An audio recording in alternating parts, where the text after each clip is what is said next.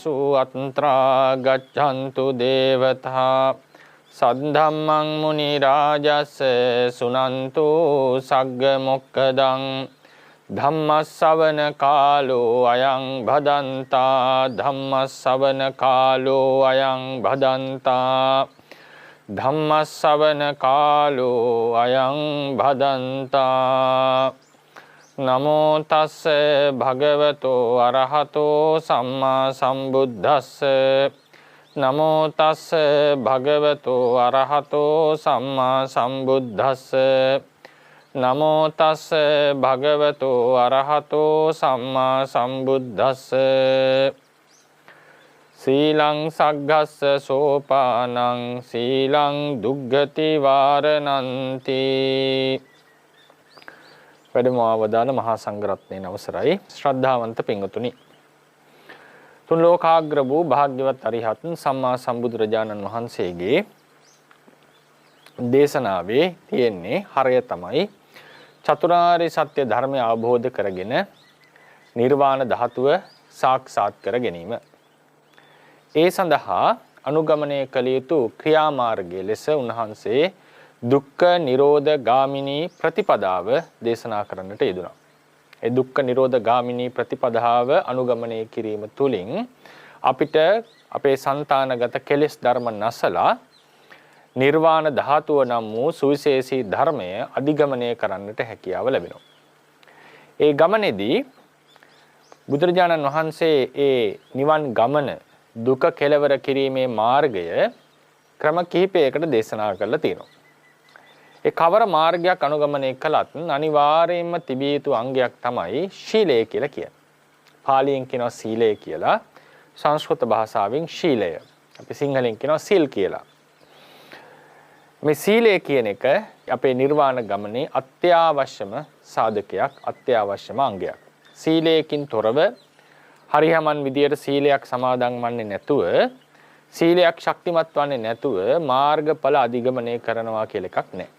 අතට කෙනෙක්ට හිතෙන්න පුළුවන් සමහර අය අපේ කතා ප්‍රවෘත්ති වල දැක්වෙනවා දුසිල්වත්ව ඉඳලා ධර්ම දේශනා ශ්‍රවණය කරලා එකෙනෙහිම ෂණයකින් මාර්ගඵල අවබෝධ කරගත් අවස්ථා ගැන.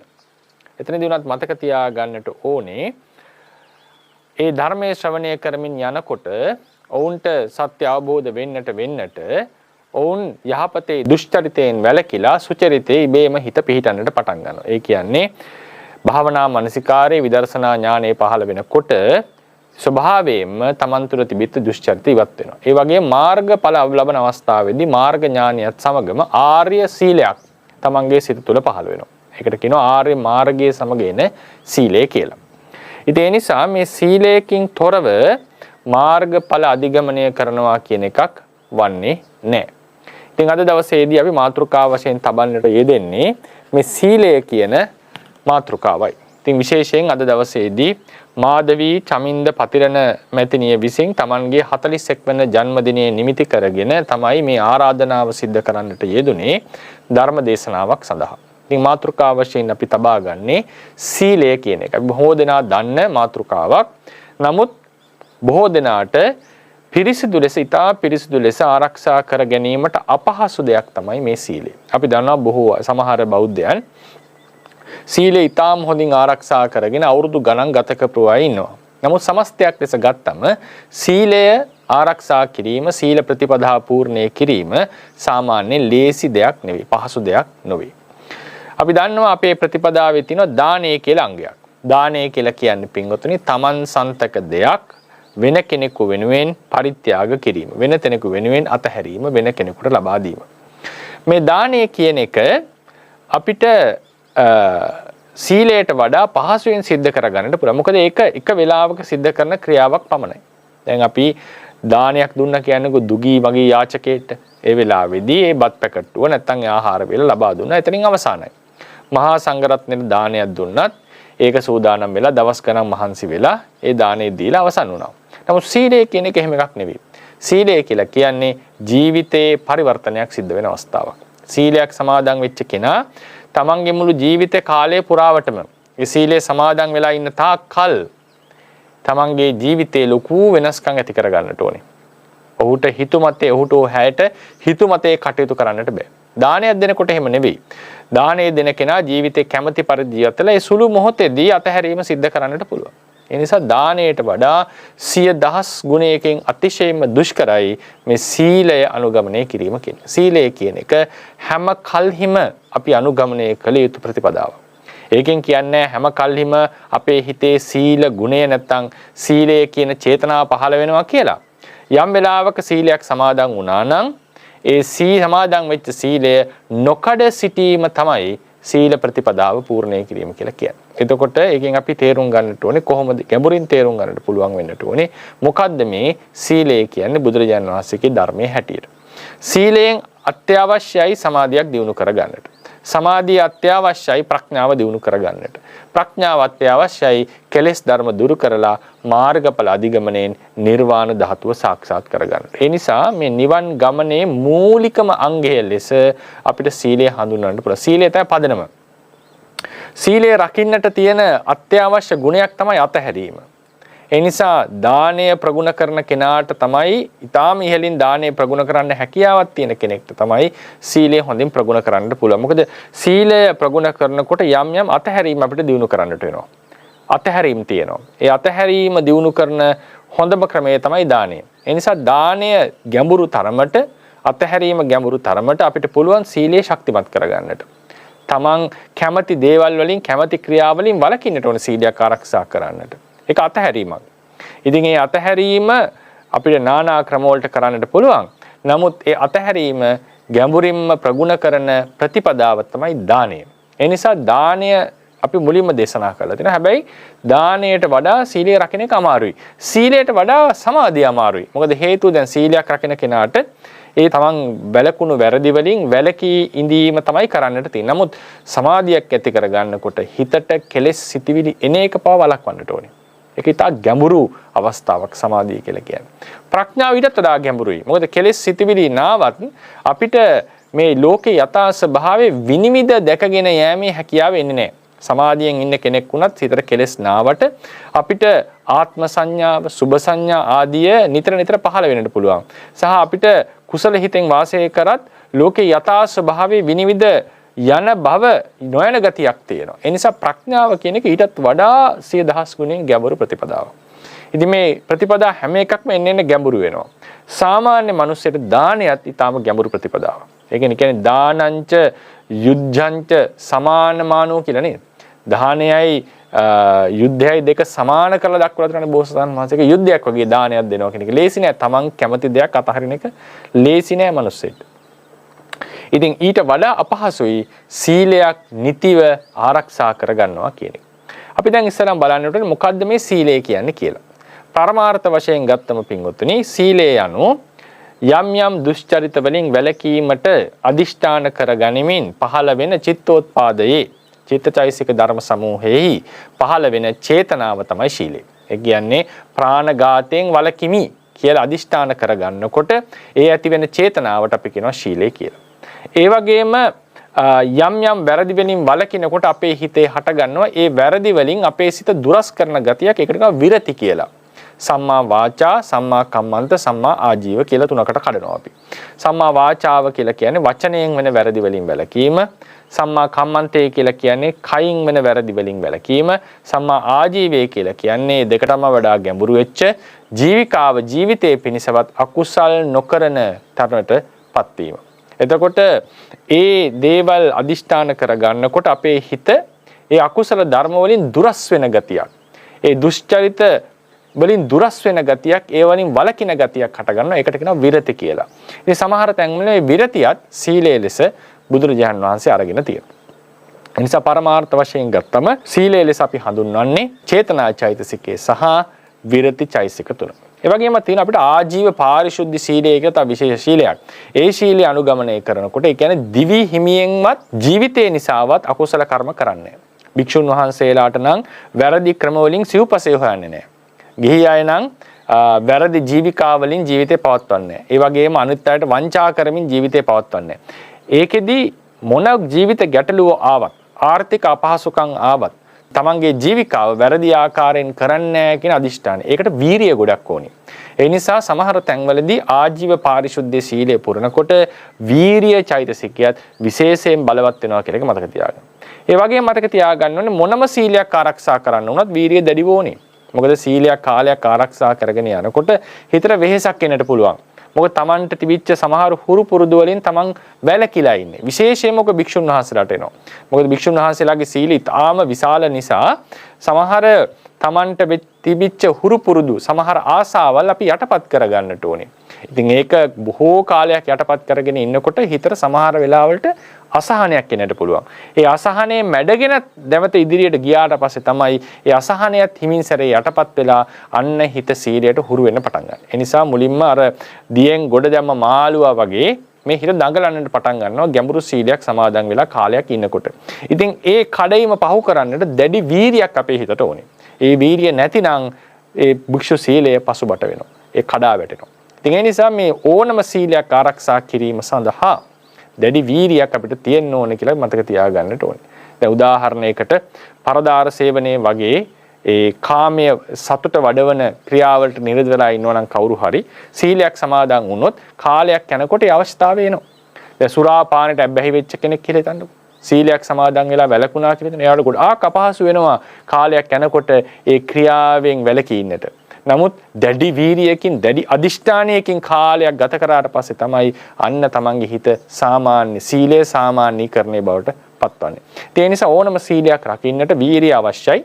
පරමාර්ථ වශයෙන් ගත්තම සීලය කියලා කියන්නේ චේතනාව සහ විරති චෛතසික තුන. දැන් මොකද්ද සීලයක් සමාදන් වෙනවා කියන එකේ අදහස් කරලා තියෙන එකත් වැදගත්. එතනදී මතක තියාගන්න ඕනේ පින්වතුනි අපේ චිත්තසංතානය දැන් සිත කියලා ගත්තම එක දෙයක් නෙවෙයිනේ ඉපදෙනවා බින්දෙනවා ඉපදෙනවා බින්දෙනවා පරම්පරාවක් වශයෙන් පවතිනවා. ඒ චිත්ත පරම්පරාව ඇසුරු කරගෙන තියෙනවා අකුසල ගති ස්වභාව ටිකක්. ඒවට කියන අපි අනුශය කියලා. නිදාගෙන ඉන්නවා බඳු අකුසල ගති ස්වභාව ටිකක් මේ චිත්තසංතානේ ඇසුරු කරගෙන පවතිනවා. අනුශය ධර්ම නිදාගෙන ඉන්න කෙලෙස් කියලා අපි ධර්මයෙන් හඳුනනවා. මේ කෙලෙස් නිතරම නැගී සිටින්න තමයි බලාගෙන ඉන්නේ. ඒ කෙලෙස් වල එක්තරා අවස්ථාවක්.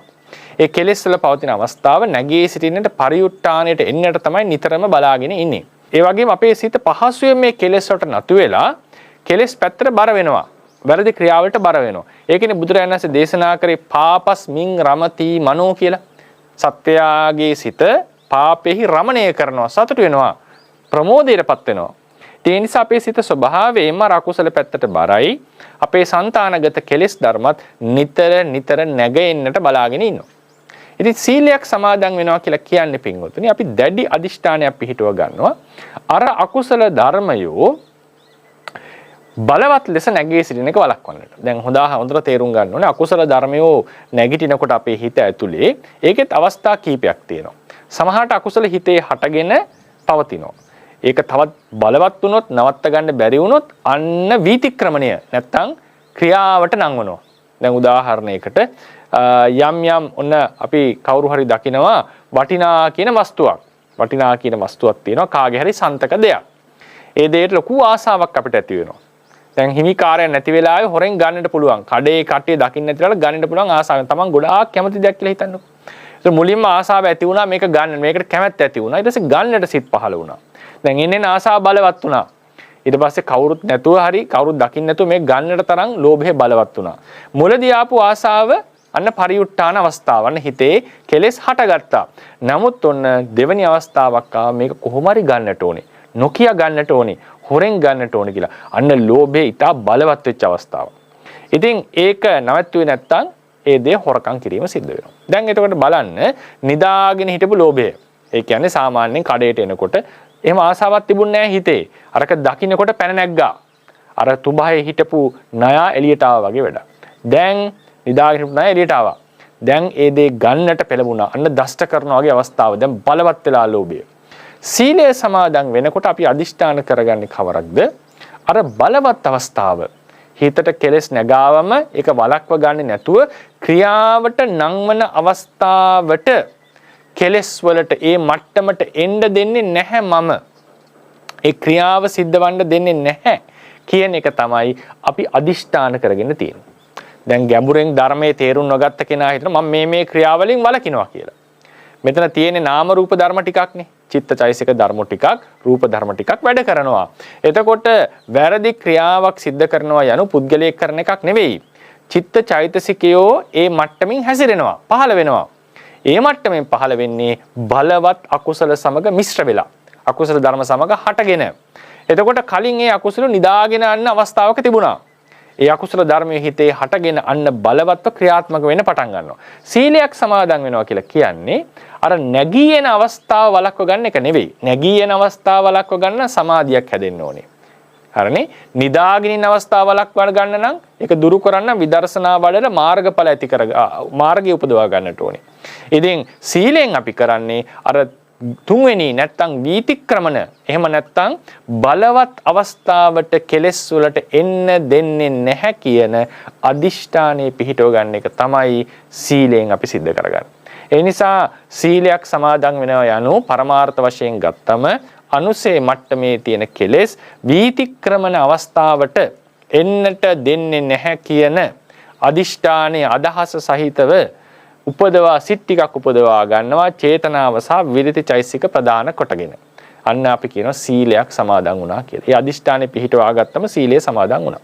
දැන් මේ ධර්ම දේශනාවට කලිනුත් පින්වතුන් හැමදෙනාම පානාදිපාතා වේරමණී සික්ඛාපදං සමාදියාමි කියලා අදිෂ්ඨාන කරේ දෙයි. සමහර කෙනෙක් චාරිත්‍රානුකූලව කිව්වා වෙන්නට පුළුවන්. නමුත් හරියට නුවණින් කරනවා නම් ඒ වෙලාවේ හිත පහළ වෙන්නට ඕනේ. මම ප්‍රාණඝාතයෙන් අනිත් සතුන්ගේ ජීවිතේන්ද්‍රිය තොර කිරීමෙන් වළකිනවා.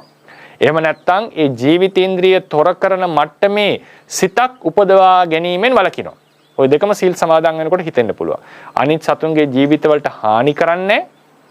එහෙම නැත්නම් ඒ හානි කරන මට්ටමේ සිටිවිලි සිත් තමන්ගේ సంతානෙහි හටගන්නේ නැහැ කියන මට්ටමට තමයි අදිෂ්ඨානෙ පිහිටුවා ගන්න. මේක තමයි සීලයක් සමාදන් වෙනවා කියන එකේ තේරුම. සීලයක් සමාදන් වෙනවා කියන එකේ තේරුම. දැන් මේ සීලය මෙහෙම සමාදන් වුණාම පින්වතුනි බලන්න.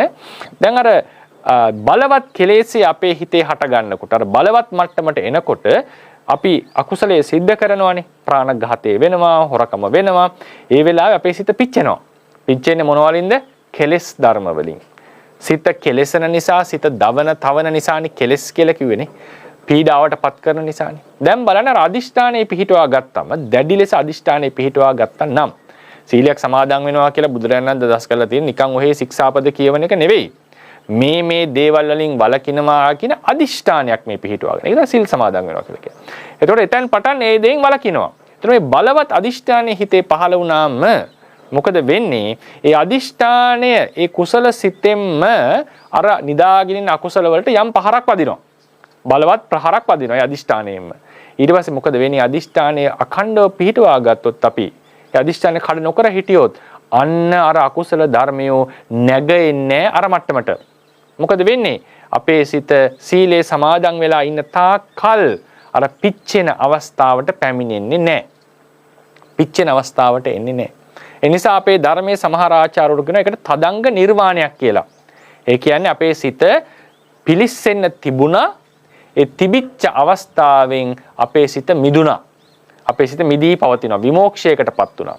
ඉතින් සීලයක් සමාදන් වෙලා ඉන්නකොට ඒක එක්තරා විදිහක හිතේ නිවීමක්. මතක තියාගන්න. සීලය කැඩෙනකොට ඒ නිවීමෙන් තොර වෙනවා අපි. තදංග නිර්වාණයෙන් අපි බැහැර වෙනවා. ඒ නිසා සීලයක් සමාදන් වීම තුළ මුල අවස්ථාවේදී නිකන් හිතට පීඩාවක් එන්න පුළුවන්. මොකද අර තුන්වෙනි අවස්ථාවේ නවත්තගත්ත කෙලෙස් වල අනුසය පරිඋට්ටාන වීතික්‍රමන කියන තුන්වෙනි අවස්ථාවේ වළක්වගෙන තියෙන්නේ. දෙවෙනි අවස්ථාවට කෙලෙස් උපදිනවා. දෙවෙනි අවස්ථාවට හටගත්ත කෙලෙස් වලට තුන්වෙනි අවස්ථාවට එන්න තමයි ඕනේ. එහෙම තමයි හුරුව තිබුණේ. ඒ නිසා දෙවෙනි අවස්ථාවෙන් කෙලෙස් නවත්තගෙන ඉන්නකොට හිතට හරි අමාරුයි. ඒ වෙලාව හිත දඟලනවා. හරියට වතුරේ හිටපු මාළුව ගොඩ දැම්ම වගේ. ආපහු වතුරට යන්නමනේ බලන්නේ. ඒ වගේ අර තුන්වෙනි අවස්ථාවට යන්නට හිත දඟලනවා. ඒ වෙලාවේ පීඩාවක් එන්නට පුළුවන්. ඒ පීඩාව මැඩගෙන පවත්වගෙන යෑම තමයි සීලයක් සමාදන් වෙලා රකින්නවා කියන එකේ තේරුම. මේක ඉතා ගැඹුරු අවස්ථාවක්. ඒ වෙලාවේ ඒක මානසික එතන අපි කියන ස්ට්‍රගල් එකක්. මානසික ලොකු පෙරලියක් එතන සිද්ධ වෙනවා. ලොකු උත්සාහයක් දරන්නට ඕනේ. ඒ සීලය පවත්වගෙන යන්නට. හැබැයි ඒ සීලයේ මරියාදාය නැත්තම් කියන සීමාව ඉක්මෙව්වේ නැතිනම් තුන්වෙනි අවස්ථාවට එන්න දුන්නේ නැත්තම් කෙලෙස් වලට අන්න තුන්වෙනි අවස්ථාවේදී අපේ සිතට ඇතිවෙච්ච පීඩණය දැන් අය ඇති වෙන්නේ නැහැ. සීලය රකින්න නැති කාලයේදී තුන්වෙනි අවස්ථාවට සිත නැවතපත් වුණා. දැන් ඒ අවස්ථාවට පත්වන්නේ නැහැ. අන්න අපේ සිත ශාන්ත ස්වභාවයක පවතිනවා. හැබැයි දෙවෙනි අවස්ථාවේ ඒ කියන්නේ පරිඋත් ทาน අවස්ථාවේ කෙලෙස් හට ගන්නවා. ඒ පීඩාව තියෙනවා. නමුත් අර වගේ ප්‍රාණඝාත කරන මට්ටමේ පීඩාවක් අපේ හිතට ඇතිවන්නේ නැහැ. ඒ නිසා සීලය කියන එකෙන් අපේ සිත නිවීමකටපත් වෙනවා කියලා මතක තියාගන්න. දැන් අපි කරුණු දෙකක් කතා කරා. පරමාර්ථ වශයෙන් සීලයක් කියලා කියන්නේ අකුසල මේ ආහවල් වැරදි සිද්ධ කරන්නේ නැහැ කියන අදහසින් ඇති කරගන්න කුසල චිත්තෝත්පාදේ නැත්නම් කුසල සිතේ පහළ වෙන චේතනාව සහ විරති වලට තමයි පරමාර්ථ වශයෙන් සීලය කියලා කියන්නේ. සීලයක් අදිෂ්ඨාන කර රකින්නවා කියලා කියන්නේ වීතික්‍රමන අවස්ථාවට කෙලෙස් ධර්ම වලට එන්නට දෙන්නේ නැතුව චිත්ත සංතානයේ පවත්වාගෙන යෑම තමයි සීලයක් රකින්නවා කියන එකේ තේරුම. ඒ අදිෂ්ඨාන කරන්නේ ඒ අනුසය ධර්ම යටපත් කරමින් ඒ අදිෂ්ඨානෙ පිහිටුවා ගැනීම. ඒක තමයි පරමාර්ථ වශයෙන් අපි සීලයේ තේරුම් ගන්න ඕන ක්‍රමය. එනිසා සීලවන්තයෙක් යනු කුමක්ද? පරමාර්ථ වශයෙන් විස්තර කරොත්. සීලවන්තයෙක් යනු වීතික්‍රමන අවස්ථාවට කෙලෙස් පහළ නොවන సంతානයක් සහිත సంతානයක්. නාම රූප సంతානයක්. වීතික්‍රම අවස්ථාවට කෙලෙස් එන්නේ නැති නාම රූප సంతානයක්. එතකොට මේක තමයි සීලවන්තයෙක් කියලා අපි අදහස් කරන්නේ. ඉතින් මේ මට්ටමට කෙලෙස් නොයන නිසා ඒ సంతානි පිරිසුදු సంతානයක්. ඒ సంతානේ වටින సంతානයක්, උසස් సంతානයක්. එවන් సంతානයකට දෙන දාණය අන්න මහත්ඵලයි, මහානිසංසයි. එනිසා තමයි අපි කියන්නේ සීලවන්තයට දෙන දාණය ප්‍රබල ආනිසංස ගෙන දෙනවා කියලා. ඉතින් ඕන සීලය ඔය විදිහට තමයි අපි පරමාර්ථ වශයෙන් විස්තර කරන්නට තියෙන්නේ. ඉතින් මේ සීලය සමාදන් වෙලා ඉන්නකොට සීලය සමාදන් වෙලා රකින්නකොට බුදුරජාන් වහන්සේ දේශනා කරන අංගුත්තර නිකායේ සීල සූත්‍රයේදී නානා විදිහි ආනිසංස අපිට හිමි වෙනවා. සූත්‍රයේ හැටියට ආනිසංස 5ක් දක්වලා තියෙනවා. නමුත් අනේක විද ආනිසංස සීලයේ තියෙනවා. එක ආනිසංසයක් තමයි මහන්තං භෝගං අධිගච්ඡති. ඒ කියන්නේ ඒ සීලවන්තයාට ලොකු ධනයක් හිමි වෙනවා. ලොකු ධනයක් හිමි වෙනවා. ඒතර කියපු ගමන් කෙනෙක්ට හිතෙනවා නෑ නිසායනහස සීල් රකින්න කෙනාට නෙවෙයිනේ සීල් කඩන කෙනාටනේ පහසුවෙන් ධනෙ හොයන්නට පුළුවන් කියලා. එහෙම කෙනෙක්ට සිතවිල්ලක් පහළ වෙන්න පුළුවන්. නමුත් මේක ගන්නට ඕනේ අපි ලොකු මාත්‍රිකා ලොකු සමාජ පසුබිමක. මෙතනදී අපි තේරුම් ගත්තොත් එහෙම කවුරු හරි කෙනෙක් අන් අයට වංචා කරමින් සල්ලි හොයනවා නම් හොරට කිරුම් මැනුම් දාලා සල්ලි හොයනවා නම් පාරිභෝගිකයන් කොහොම හරි කඩා ගන්නට තරම් මොනවා හරි දෙයක් ලබා ගන්න වගේ අදහසකින් ඒ දේවල් ව්‍යාපාර ආදී සිද්ධ කරනවා නම් ඒ වෙලාවේදී අපිට යම් ලාභ ප්‍රයෝජන ලැබෙනවා වෙන්නට පුළුවන්. නමුත් දීර්ඝ කාලීනව බැලුවම ව්‍යාපාරවල දියුණුව ටික ටික අඩු වෙනවා. මොකද හේතුව පාරිභෝගිකයා නැත්තම් ගන්න මිනිස්සු දැනගත්තොත් එහෙම මේ පුද්ගලයා වංචා කරනවා. මේ පුද්ගලයා තමන් ගැනයි හිතන්නේ කියන හැඟීම ආවොත් දීර්ඝ කාලීනව මොකද වෙන්නේ? මිනිස්සු අපේ ව්‍යාපාර වලින් බැහැර වෙනවා. දැන් උදාහරණයකට හිතන්නකෝ. අපේ නිවෙස් ළඟම දැන් උදාහරණයක් කඩවල් දෙකක් තියෙනවා. ඒ කඩවල් දෙකේ එකක් ළඟ එකක් ටිකක් දුරයි. නමුත් අපි දන්නවා පළවෙනි ළඟ තියෙන කඩේ ඉන්න පිරිස හරිම රෞද්‍රයි. අපි ගියාම හරියට සලකන්නේ නැහැ. සමහර ලාවට අඩුවෙන් තමයි දේවල් දෙන්නේ. නමුත් ටිකක් දුරින් තිබෙන කඩේ මිනිස්සු හරි සෞම්‍යයි. ඒ වගේම අපිට වැඩිපුර උනත් යමක් දෙනවා. හදිස්සියකට ණයට උනක් යමක් දෙනවා. මේ වගේ අවස්ථාවකදී අපි බොහෝ දුරට යන්නේ අර ටිකක් සෞම්‍ය මිනිස්සු ඉන්න කඩේටනේ. ඒකට හේතුව මොකද්ද? ඔවුන්ගේ ක්‍රියාකලාපය. සීලය කියලා කියන්නේ පින්වතුනි මිනිස්සෙක් හොඳ කෙනෙක් බවට පත් කරන ක්‍රියාවක්. හොඳ කෙනෙක් බවට පත් කරන. ඒ කියන්නේ සීලයක් රකින්න කෙනා හැමතිස්සෙම සත්‍යවාදී. සීලයක් රකින්න කෙනා අනුන්ගේ ජීවිත තොර කරන්නේ නැහැ. සීලයක් රකින්න කෙනා අනුන්ගේ දේවල් හොරෙන් ගන්නෙ නැහැ. සීලයක් රකින්න කෙනා අනිත් අයගේ පවුල් කඩාකප්පල් කරන්නේ නැහැ. ඒතකොට මේ සීලයක් රකින්න කෙනා මත්පැන් පානය කළා සිහිය විකල් කරගන්නේ නැහැ. ඒතකොට මේ සීලයක් රකින්න කෙනාගේ තියෙනවා යම් කිසි හොඳ ගුණ ධර්ම අපි කියන ස්ටෑන්ඩඩ්ස් ටිකක්. හොඳ කැරක්ටර් එකක් නැත්නම් චරිතයක් යවුල් තියෙනවා. ඔහු තුළ තියෙනවා එක්තරා විදිහක යම් ගුණාංග ටිකක් ඔහු කඩන්නේ නැති. කවදාවත් බොරුවක් කියන්නේ මොන ප්‍රශ්නියාවත්. හොරකම් කරන්නේ, ප්‍රාණඝාත කරන්නේ, කාමයේ වරදව හැසිරෙන්නේ. දැන් බලන්න මේ වගේ මිනිස්සෙක්ව අපි අසුරු කරන්න අකමැති වෙයිද? අපි දීර්ඝ කාලීනව දැන් විනෝද ගමනක් එක්කගෙන ගිහිල්ලා විනෝද වෙන පාටියකට යන්න කැමති නැති ඒ වගේ කෙනෙක් එක්ක. නමුත් දීර්ඝ කාලීනව බැලුවම ඒ වගේ කෙනෙක් ඇසුරු කරන්න විශ්වාස කරන්න තමයි අපි කැමති. ව්‍යාපාරය පටන් ගන්නකොට උනත් අපි දන්නවා නම් මේ කෙනා කවදාවත් වංචා කරන්නේ, මේ කෙනා කවදාවත් බොරු කියන්නේ නැහැ කියලා අනිවාර්යෙන් අපි කැමති ඒ වගේ කෙනෙක් එක්ක ගිවිසුමක් ගහගන්න. අනිවාර්යෙන් අපි කැමති ඔහු එක්ක ගනුදෙනු කරන්න. මොකද අපි දන්නවා අපිට හානියක් වෙන්නේ නැහැ කියලා. ඒ නිසා මතක තියාගන්න බුදුරජාණන් වහන්සේ දේශනා කරේ සීලවන්තයා ලොකු ධනයක් ලබනවා කියන ඔය වගේ දීර්ඝ කාලිනව බැලුවම සීලවන්ත කෙනාට ධනය උපය ගන්න තියෙන ක්‍රම වැඩි.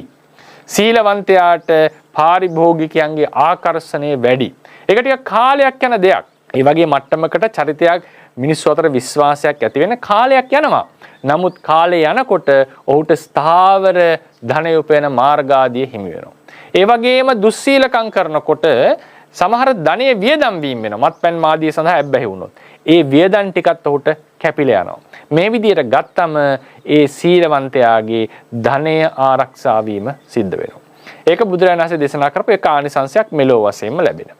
ඊළඟට සීලවන්තයාගේ කල්යාණෝ කිත්ති සද්දෝ අබ්බුග්ගච්ඡති.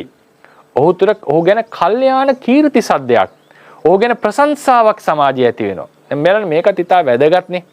අපිට කොච්චර ධනෙ තිබුණත් බලවත් කෙනෙක් වුණත් සමාජයේ මිනිස්සු පිළිකුල් කරනවා නම්, සමාජයේ මිනිස්සු කැමති නැත්තම්, ඇත්තටම තමන් ගැන නුගුණ තමන්ගේ පිටිපස්සෙන් කතා කරනවා නම් අපි ඒකට කැමති නෑ.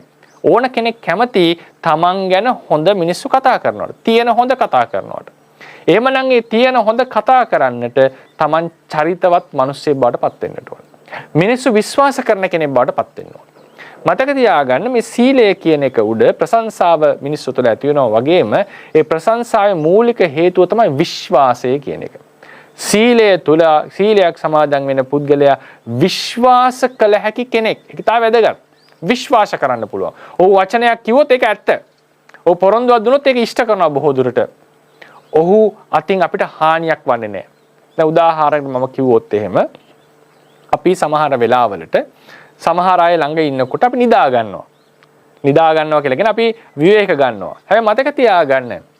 අපි දන්නවා නම් අපි මිත්‍රයෝ ඉන්නතර අපි නිදා ගන්නවා. සමහරට මිත්‍රයන්ගේ ඔළුවට ඔඩොක්කුවට ඔළුව තියලා නිදා ගන්නවා. හැබැයි මතක තියාගන්න උදාහරණයකට හිතන්න අපිත් එක්ක දැන් කාමරයක ඉන්නකොට නම ගිය හොරෙක් මිනිස්සු මරලා සල්ලි හොරකම් කරන කෙනෙක් ඉන්නවා කියලා. මමයි තමනුයි ඔහු විතරයි ඉන්නේ. කවදාවත් අපිට නිින්දයයිද? කවදාවත් අපිට සැනසෙල නිදා ගන්න පුළුවන්ද? බෑ. අපේ හිත දකින්න කියනවා මම නිදාගත්ත වෙලාවේ මොනවා කරයිද දන්නේ. මොකද පින්විත නිදා ගන්නවා කියන එක අපි ඔක බය කරන්න කියනවා නෙවෙයි. නිදා ගන්නවා යනු නිින්ද යනු සත්වේකුට තියෙන අතිශයින්ම අනාරක්ෂිත අවස්ථාවක්. නිදා ගන්නවා කියලා කියන්නේ අපේ ජීවිතයේ තියෙන අනාරක්ෂිතම අවස්ථාව. මොකද ඕන දෙයක් වෙන්න පුළුවන්. ඒ නිසා තමයි නිදා ගන්නකොට අපි දොරවල් අගුළු දාන්නේ. බුදුරජාණන් වහන්සේ කියලා තියෙන දවල් නිදා ගන්නකොට භික්ෂුන් වහන්සේ කෙනෙක් අනිවාර්යෙන් දොර වැසිය යුතුයි. විය හැකි අනතුරු නිසා. ගියන රාත්‍රියටත් ඒක අගුළු දා ගන්නවා. මොකද හේතුව නිදාගෙන ඕන දෙයක් වෙන්න පුළුවන්. ජීවිතයේ තියෙන අනාරක්ෂිතම අවස්ථාව තමයි නිින්ද කියලා කියන්නේ.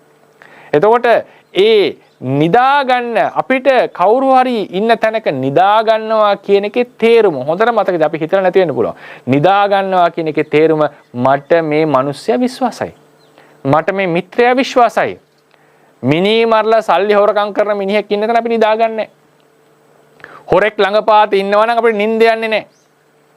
එහෙමනම් මතක තියාගන්න විශ්වාසයේ කෙනෙක් කෙරෙහි ඇතිවන්නේ සීලය නිසා. අපි දන්නවා දැන් සමහර මිත්‍රයෝ සත්තු මරනවා වෙන්න පුළුවන්. නමුත් අපි දන්නවා අපේ ප්‍රාණය ඝාතනය කරන්නේ. අපිට හානියක් කරන්නේ නැහැ කියන විශ්වාසය. ඒතර කවුරු හරි කුරා කුහුඹුවෙක්වත් ඝාතනය කරන්නේ නැතිනම් උදාහරණයක් හිතන්න. දැඩි ලෙස ඒ සීලය සමාදන් වෙලා ඉන්නවා නම් අපිට කිසි බයක් සැකක් නැතුව ඒ කෙනා ඉන්නතර නිදා ගන්න පුළුවන්. ඒ නිසා මතක තියාගන්න විශ්වාසය ඇති වෙන්නේ සීලයේ උඩ. සොරකම් කරන්න නැති කෙනෙක් නම් අපිට බය නැතුව අපේ නිවස බාර දීලා යන්න පුළුවන්. මොකද හේතුව අපි දන්නවා මේ මිනිස්සයා හොරකම් කරන්නේ. හැබැයි දේවල් හොරකම් කරන කෙනෙක් කියලා දන්නවා නම් අපි යන්නේ නැහැ නිවසේ ඉන්නකොට. අපි යන්නේ යනතර බලනවා. මොනවද මේ කරන්න කියලා. හොඳට බලන්න මතක තියාගන්න කඩේක ඉන්න කෙනෙක් කඩේක අයිතිකාරයෙක් නොදන්න කෙනෙක් එනකොට නිතරම බලන මොනවද කියන්නේ රාක්ක වලට කියලා මොනවද කරන්නේ? අපි CCTV කැමරා දාලා තියෙනවා. ඇයි ඒ? විශ්වාසය නැතිකම. හැබැයි හොඳට දන්න පාරිභෝගිකයෙක් නම් විශ්වාසවන්ත කෙනෙක් නම් අපි එහෙම හොයන්න බලන්නේ නැහැ. ඔහු බඩුවක් ගත්තත් අපි ඒක දිහා බලන්නේ නැහැ. මොකද දන්නවා මෙයා වංචා කරන කෙනෙක් නෙවෙයි කියලා. ඒ නිසා සොරකම් නොකරන කෙනාට අපි වස්තුවක් වුණත් දෙන්න පුළුවන් අපිට බය නැතුව. නිවස වුණත් යතුරු දීලා යන්න පුළුවන්. පරදාර සේවනයේ කාමී වර්ධව හැසිරීම කරන්නේ නැත්නම් අපේ නැගණියක් දුවෙක් බිරිඳක් වුණත් ඔහු එක්ක පුද්ගලයා එක්ක තියලා යන්නට පුළුවන්. තමන්ගේ බිරිඳ ඕන තැනක යවන්නට පුළුවන්. මොකද විශ්වාසය තියෙනවා අපිට. ඒ කාමයේ වර්ධව හැසිරීමක් මොහොතින් හෝ මෑතින් වෙන්නේ නැහැ කියලා. බොරු කියන්නේ නැති කෙනෙක් නම් ඒ පුද්ගලයා කියන වචන අපි විශ්වාස කරනවා. ඒ නිසා මතක තියාගන්න මේ සීලය යනු ඔබව විශ්වාසවන්ත පුද්ගලයෙක් බවට පත් කරන දෙයක්. ඒක සුරාපානට ඇතුළත්. මොකද හේතුව අපි දන්නවා ලෝකේ කිසිම රටක් මම දන්න තරමින් මම දන්නේ සමහර 아무තු නීති තියෙන රටවල් තියෙන නිසා විශේෂයක් වෙන්නට පුළුවන්. නමුත් දන්න සාමාන්‍යයෙන් සිවිලයිස් වෙච්ච නැත්නම් යම් මට්ටමක තියෙන හොඳ මට්ටමක තියෙන රටක් නම් ඒ කිසිම රටක බලන්න මත්පැන් පානය කරලා කෙනෙක්ට වාහනයක් පදවන්න බෑ. මත්පැන් පානය කරපු කෙනෙක්ට රැකියාව හරියට කරන්න තහනම්. ගුරුවරයෙක්ට ගුරු වෘත්තියට එන්න බෑ. දොස්තර කෙනෙක්ට දොස්තර වෘත්තිය කරන්න බෑ. පොලිස් නිලධාරියට රැකියාව කරන්න බෑ. තහනම් අහු වුණොත් රැකියාව අයින් කරනවා. මොකද හේතුව මත්පැන් පානය කරපු කෙනා පානය කරලා ඉන්නකොට ඔහු කෙරෙහි විශ්වාසය තියන්න බෑ. ඔහුට හරියට කාර් එක එලව ගන්න බෑ. ඔහුට හරියට උගන්වන්න බෑ. දරුවන්ට නියමාකාරයෙන් අධ්‍යාපනය ලබා දෙන්න බෑ. වෛද්‍යවරයෙක්ට නම් හරියට බෙහෙත් ටික දෙන්න බෑ. විශ්වාස කරන්න පුළුවන් කෙනෙක් නෙවෙයි. ඒ නිසා මත්පැන් පානය කිරීමෙනුත් අපි විශ්වාස නොකළ යුතු කෙනෙක් බවට පත් වෙනවා. ඒකෙන් ලොකුවට සමාජයට හානි නොකරනවා වෙන්න පුළුවන් පානය කරන කෙනා. බොහෝ අය එහෙම මත්පැන් පානය කරා කියලා ලොකු ප්‍රශ්න ඇති කරගන්නේ නැහැ සමාජයේ හැටි. නමුත් මතක තියාගන්න ගැඹුරින්ම අපි සමාජ සම්මති නම් බැලුවත් ඔබ විශ්වාස කිරීමට නොහැකි කෙනෙක් බවට මේ මොහොතේ පත් වෙනවා. ඒ නිසා මේ සීලය යනු අන් අයට තමන් කෙරෙහි විශ්වාසය ඇති කරන ධර්මය. ඒ විශ්වාසය ඇති කල්හි යන්න කීර්ති ഘോഷාව ඇති වෙනවා. ඔහු නම් ඊටම යහපත් කෙනෙක්. මොනවා හරි ප්‍රශ්නයක් වුණොත් එහෙම ඒ පුද්ගලයාගෙන් ලැබෙන වචනය ප්‍රකාශනය අපි විශ්වාස කරනවා. ඔහු කිව්වොත් දෙයක් ඇත්ත. ඔහු බොරු කියන කෙනෙක් නෙවෙයි. අන්න මේක තමයි කීර්ති ഘോഷාව කියලා කියන්නේ. කීර්ති ഘോഷාව තවත් ඇති වෙනවා දන් දෙන කෙනා කෙරෙහි. අපි කියනවානේ වෙස්සන්තර කෙනෙක් දානපතියෙක් කියලා කියන්නේ. ඒක හරි ලස්සන වචනයක් නේ. ඔහු අපිට අවශ්‍ය වෙලාවක ඕන වෙලාවකට උදව් කරන දෙවියෙක් වගේ මිනිස්සෙක් කියලා අපි කියන්නේ. දන් දෙන කෙනාගෙත් ඒ කීර්ති ഘോഷාව ඇති වෙනවා. හැබැයි සීලවන්තයා කෙරෙහි තන එක විශේෂ කෙනෙක්, චරිතවත් මිනිස්සෙක්, වැදගත් කෙනෙක්. උට ගරු කරනවා මිනිස්සු. කවුරු හරි කුඩා කාලේ නමුත් සීලයක් ආරක්ෂා කරන මිත්‍රයෝ පවා විහිළු කරනවා වෙන්න පුළුවන්. නමුත් අභ්‍යන්තරයෙන් දන්නවා මේ වැදගත් කෙනෙක්, හොඳ කෙනෙක්. නැතිතන උනත් කියනවා මොහු අතින් මේ වරදවල් වෙන්නේ මේ වගේ ගති ගුණ තියෙන මිනිස්සෙක්. මොකද සමාජයේ බහුතරයක් මිනිස්සු දන්නවා බොරු නොකීම, සොරකම් නොකිරීම, ප්‍රාණඝාත නොකිරීම, කාමයේ වරදවා නොහැසිරීම මේවා ඉතා උසස් ගුණාංග. Tamanට රකින්න බැරි වුණත් කවුරු හරි ආරක්ෂා කරනවා නම් අභ්‍යන්තරයෙන් සිත පතුලෙන් අපි ඒකට ගරු කරනවා. ඒ නිසා සමාජයේ ඇතුලේ සීලවන්තයා කෙරෙහි විශේෂ කීර්ති ഘോഷාවක් ඇති වෙනවා. ඒක සීලයේ තියෙන තවත් ආනිසංශයක්. ඒක සීලයේ තියෙන තවත් බලාපොරොත්තු උනත් නැතත් ඒ ഘോഷාව ඇති වෙනවා. භික්ෂුන් වහන්සේලා අතරත් එහෙමයි. හොඳට සීලයේ රකින්න කෙනාට අනිත් භික්ෂුන් ගරු කරනවා. බුදුරණසේ දේශනා කළා තියෙනවානේ සූත්‍රයක මහණෙනි ඔබලාට තවත් සබ්‍රහ්මචාරීන් වහන්සේලාගෙන් අනිත් සබ්‍රහ්මචාරීන් වහන්සේලාගෙන් ගරුත්වය ලබා ගන්න ඕන නම් සීලය හොඳට රකින්න. සීලය රකින්නකොට සැබවින්ම අනිත් අය ගරු කරන්න පටන් ගන්නවා. ඊළඟට සීලයේ තියෙන තවත් ආනිසංශයක් තමයි යං පරිසං යඤ්ඤ දේව පරිසං උපසංකමති සෝ විසරදෝ උපසංකමති. සීලවන්ත පුද්ගලයා යම් පිරිසක් වෙත එළඹෙනවා නම් විශාරදව බය නැතුව නිර්භීත වෙලඹෙනවා. හේතුව මොකද? ඔහු දන්නවා ඔහුට චෝදනා කරන්න කෙනෙක් නැහැ. සීලවන්තයා අතින් වැරදිවන්නේ නැහැ. සීලවන්තයා අතින් වැරදි වෙන්නේ නැතුණාම අය 아무තෙන් චෝදනා කරන්න දෙයක් නැහැ. දැන් අපි දන්නවා අපි අතින් වැරදක් වෙලා තියෙනවා නම් අපිට හිතෙන්න පුළුවන් මේ සභාවක් මැද ඕන කෙනෙක් සමහරලාට අපිත් එක්ක හතුරුකම් කරන කෙනෙක් සභාවක් මැද නැගිටලා ඔබ මෙහෙම කරා ඔබ වහන්සේ මේ දේවල් කරලා තියෙනවා කියලා චෝදනා කරන්නට පුළුවන්. ඒ නිසා සීලේ කඩ වෙලා තියෙනකොට සීලේ කඩ කරන කෙනෙක් නම් අපේ හිත තුළ නිතරම බයක් තියෙනවා මේ දේවල් වලින් අපිට චෝදනා කරලා අපි කන්ෆ්‍රන්ට් කරනවා. මේ චෝදනාව ගෙනෙයිද? මේ ප්‍රශ්නේ අහයිද? ඒක අහනකොට සමහරලාට කේන්ති යනවා අයට. ඒ ප්‍රශ්නේ අහනකොට. මොකද ඒකට මුහුණ දෙන්න අමාරුයි. ඒ බය නිතරම තියෙනවා සීලයක් ආරක්ෂා කරන්න නැති කෙනාට. මතක තියාගන්න සමහර කෙනෙක් යම් කාලවල සීලයක් ආරක්ෂා නොකර පස්සේ සීලවන්තයෙක් වෙනවා. එහෙම වුණාම දැන් අවංකම සීලවන්තයෙක්. එහෙම අයට සමහරට බය තියෙන්න පුළුවන් අතීතයේ කරපු වරදවල චෝදනා කරයි කියලා. නමුත් ඒ බය අපි ඇත්තටම ඇති කරගන්න ඕනේ නැහැ. එතන නින්දාවක් තියෙනවා. එතන ටිකක් සමහර අය මැලි වෙනවා ඒදල් කතා කරන්න. නමුත් සැබවින්ම ගත්තොත් එතන ඉතරම් නින්දා විය යුතු නැත්නම් බය විය යුතු දෙයක් නැහැ. මොකද තමන් සැබවින්ම ඒ වරද වලින් මිදිලා නිසා. එතකොට ඒ වරද පිළි අරගෙන ඔව් මගේ අතින් ඒ වරද වුණා. නමුත් ඒ වරදෙන් මම දැන් මිදිලා ඉන්නේ කියන ප්‍රකාශනය අපිට කරන්න පුළුවන් වෙන්නට ඕන. ඒ නිසා මතක තියාගන්න සීලවන්තයාට ලැබෙන තවත් ආනිසංසයක් තමයි ඕනම පිරිසක් වෙතට යන්න පුළුවන් බය නැතුව නිර්භීතව සිංහරාජයෙක් බඳුයි. අභූත චෝදනා කරත් ඔහු සැලෙන්නේ නැහැ. මතක තියාගන්න ඕන එකක් තමයි පින්වතුනි අපිට චෝදනා ලැබෙනකොට චෝදනා වර්ග දෙකක් තියෙනවා. භූත චෝදනා අභූත චෝදනා. භූත චෝදනා කියලා කියන්නේ සැබවින්ම අපි කරපු වරදට චෝදනා කිරීම. අභූත චෝදනා කියන එක නොකල වරදට චෝදනා කිරීම. මතක තියාගන්න මේ භූත අභූත චෝදනා දෙකම ලැබපු අය ලෝකේ දන්නවා. දරන්න පහසු මුහුණ දෙන්න පහසු අභූත චෝදනාවට. මොකද අභූත චෝදනාවේදී තමන්ගේ අභ්‍යන්තරයේ දන්නවා තමන් නිවැරදි කියලා. ඒ නිසා ඒ වෙලාවේ හිත රිදෙනවා වෙන්න පුළුවන්. ඇයි මෙහෙම මට කරේ කියලා දුකක් එන්නට පුළුවන්. නමුත් තමන්ගේ හිත ඇතුලෙන් ගරා වැටීමක් සිද්ධ වෙන්නේ. මොකද තමන්ගේ හිත දන්නවා තමන් ඒ වරද කළා නැහැ. හැබැයි කර වරදට නම් චෝදනාව වෙන්නේ. බාහිරන චෝදනාව තමන්ගේ අභ්‍යන්තරයක් දන්නවා දැන් තමන්ගේ වරද ලෝකේ දන්නවා. තමන්ගේ හිතත් කියනවා තමන් ඒ වරද කරා කියලා. ඒ වෙලාවේ බාහිර අභ්‍යන්තර දෙකේම ඔහු පීඩාවටපත් වෙනවා. භූත චෝදනාවේදී මිනිස්සු ගොඩාක් කලබලයටපත් වෙනවා. භූත චෝදනාවේදී කේන්තියටපත් වෙනවා. අභූත චෝදනාවේදීත් එහෙම වෙනා ඉන්නවා. නමුත් අභූත චෝදනාවේදී තමන්ගේ අභ්‍යන්තරයේ ලොකු සැනසෙල්ලක් තියෙනවා මා අතින් මේ වරද වී නැත කියලා. ඒ නිසා මතක තියාගන්න සීලවන්තයට අභූත චෝදනාවක් ආවත් ඒක භූත චෝදනාවක් නෙවෙන නිසා ඔහු එතනත් සැනසෙල්ලටපත් වෙනවා. සීලවන්තයා ඕනම පිරිසක් වෙත නිර්භයව යන්නට සමර්ථයි. දැන් ආනිසංස තුනක් කියුණා. මොනවද? ධනය වැඩි වෙනවා, ඔහුගේ ව්‍යාපාර ආර්ධිය සාර්ථක වෙනවා. ඒ වගේම ඔහු කෙරේ විශ්වාසය වැඩිලා මිනිස්සු අතර කීර්ති ප්‍රශංසාව, කීර්ති රාවය පැතිරෙනවා. ඒ වගේම තමයි ඒ පුද්ගලයාට නිර්භීතව විසරදව ඕන පිරිසකට මුහුණ දෙන්න පුළුවන් වෙනවා. ඊළඟට හතරවෙනි ආනිසංසයේ බුදුරජාණන් වහන්සේ දේශනා කරනවා අසම්මූල් හෝ කාලං කරෝති. ඒ පුද්ගලයා මිය යනකොට අසම්මූල්ව මුලාවටපත් නොවි බය වෙලා කෑ ගහන්න නැතුව මරණයට මුහුණ දෙන්නට සමර්ථයි.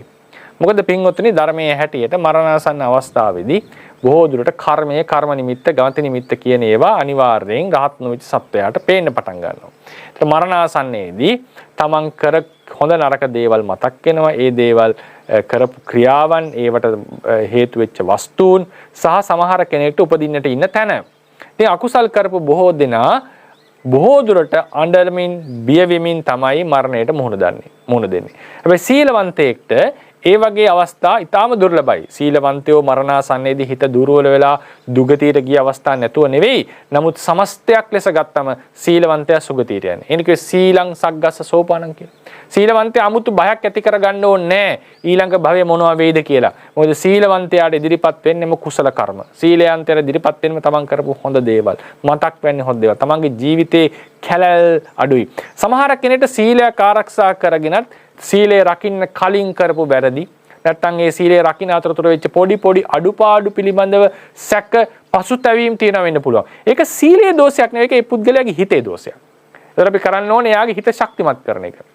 හිත ශක්තිමත් කරලා ඒවා අතහරින්නට, ඒවට හිතෙන් පිළියම් යොදා ගන්න ක්‍රම හදා ගන්නවා මිසක් අමුතු බය නෙමෙයි අපි ඇති කරන්න ඕනේ සීලවන්තයට. සීලවන්තයා සුගතියට යන්නේ. ඒක තමයි බුද්ධ දේශනාව. සීලවන්තයා සුගතිය උපදිනවා. කලාතුරකින් අවස්ථාවල දුර්ගතියට ගිය අවස්ථා තියෙනවා. නමුත් සීලවන්තයා සුගති පරගෙන සීලං සග්ගස්ස සෝපානං. සීලේ ආනිසංසයක් තමයි සුගතිය ඉපදීම. සීලේ ආනිසංසයක් තමයි අසම්මූලව කලුරිය කිරීම. ඒ නිසා සමහර වෙලාවට සීලවන්තයෝ අනවශ්‍ය බිය ඇති කරගන්නවා. Tamanට මරණය මොකක් වේද, කොයි තැනකට යයි ආදී ලෙසට. එහෙම නෙවෙයි බුද්ධ වචනේ තියෙන්නේ. බුද්ධ වචනේ තියෙන්නේ සීලය රකින්න කෙනා සුගතියට යනවා. ඒකෙන් කියන්නේ 100%ක් පෘථග්ජනයාට ඊළඟ භවයේ සුගතියකට යනවා කියලා. චූලසෝතාපන්න අවස්ථාවටපත් උනේ නැතිනම්, නැත්තම් ධ්‍යාන ආදියක් ලැබුවේ නැතිනම් ඕන භවයක උපදින්නේ සම්භාවිතාවක් තියෙනවා. නමුත් සීලවන්තයා 90%කටත් එහා 95කටත් එහා සම්භාවිතාව තියෙනවා සුගතියක උප්පත්තිය ලැබෙන. ඒක තමයි බුද්ධ දේශනාව. බුද්ධ දේශනාව. ඉතින් ඒ නිසා සිත ශක්තිමත් කර ගැනීමයි කර යුතු වන්නේ. තමන් සීලය හොඳට ආරක්ෂා කරගෙන ඉන්නවා නම් නිතරම තමන්ගේ සීලය සිහි කරන්න. මේ ගුණ ධර්මම් පුරුගුණ කරලා තිනවා. මේ වගේ වැරදි වලින් මම බැලකිලා තියෙනවා. ඒ ආදිට සිහි කරන්නට ඕනේ. ඒක සීලානුස්සතියකුත් වෙනවා. දැන් උදාහරණයකට ගිහි ජීවිතයක් ගත කරන කෙනෙක්ට ආවර්ජනා කරන්න පුළුවන්. මම මෙච්චර වර්ෂ ගාණක් සතෙක් මරලා නැහැ. මෙච්චර වර්ෂ ගාණක් සොරකම් කරලා නැහැ. කාමයේ වරදව හැසිරීලා නැහැ. මෙච්චර වර්ෂ ගාණක් බොරු කියලා නැහැ. මෙච්චර අවුරුදු ගාණක් සුරාපාන කරලා නැහැ. අන්න ওই විදිහට තමන්ගේ ජීවිතයේ ගැන ආවර්ජනා කරන්න පුළුවන්. භික්ෂුන් වහන්සේ කෙනෙක්ට සතර පරාජිකාව මුළු ජීවිත කාලෙටම සිහි කරන්න පුළුවන්. ඒ වගේම සංඝාදිශේෂාදී ඇවැත් උනාන්නම් යා පිරිසුදු වෙලා මේ වුණ කෙනාට මෙච්චර කාලයක් මම රැක්කා වෙච්ච අවස්ථාවලදී වලින් පිරිසුදු වුණා. ඒ නිසා නැවත ප්‍රකෘති කරගත්තා. ඒ නිසා ඒ විදිහට අදිෂ්ඨාන කරගන්න පුළුවන්. සමහර ශික්ෂාපද තියෙනවා අපි අතින් කවදාවත් කැඩිච්ච නැති. 100 ගණන් ශික්ෂාපද තියෙනවා. ඒ ශික්ෂාපද ආවර්ජනා කරමින් මේවා වලින් ආරක්ෂා වුණා නේද කියලා සිහි කරන්න පුළුවන්. මේ විදිහට ඒ සීලය නැවත නැවත සිහි කර යුතුයි. ඒක තමයි සීලවන්තයා කරන්න ඕන දේ. එහෙම කරනකොට ලොකු සතුටක්, ප්‍රීතියක්, ප්‍රමෝදයක් අපේ సంతානයේ ඇති වෙනවා. ඒ වගේම තමන් අතින් වරද වෙලා නැහැ. සීලය ආවර්ජන කරනකොට එහෙමනේ කියන්නේ. මේ වරද මාතින් වෙලා නැහැ. ආයි මරද වෙලා නැහැ කියන පසුතැවීමක් නැහැ. ඒකට කිව්වේ සීලං අවිප්පටිසාරාය. සාරත්තහය. පසු නොතැවීම සඳහා තමයි සීලය තියෙන්නේ.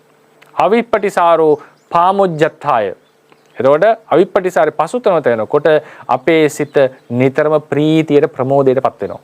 ඉතින් මරණාසන්නයේදී සීලවන්තයාට පුළුවන් වෙනවා හදිසි මරණයක් වුණත් ලෙඩ වෙලා මිය යනකොට තමන්ගේ සීලය ආවර්ජනා කරමින් සතුටින් මිය යන්නට පුළුවන් වෙනවා. බය නැතුව මිය යන්නට පුළුවන් වෙනවා. මොකද ඔහු දන්නවා ඊළඟ ආත්ම භාවයේ ඔහු සුගතියක තමයි උපදින්නේ.